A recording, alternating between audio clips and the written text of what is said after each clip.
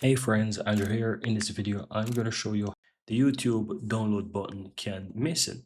Right now, if I scroll on a bit, you will see it, but there are the times when it's not there. And so in case you realize that the button is missing, what you want to do is just click the three dots right here and you would see it here. There are times when it shows up here and there are times when you click the three dots and you'll find the download button. So just in case you're not seeing it, that's how you actually find it. And yeah, you are able to download your videos on YouTube. And of course, once you download your videos on YouTube, what you will do is just go home and you can look to the left hand side. You'll find downloads. You click on it and you'll be able to find all the videos that you've downloaded with your YouTube premium account. Quick one.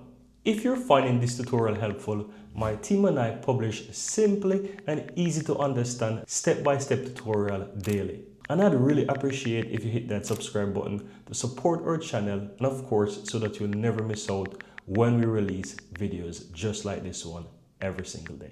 Now let's continue. You'll be able to find them. And that's pretty much it, guys.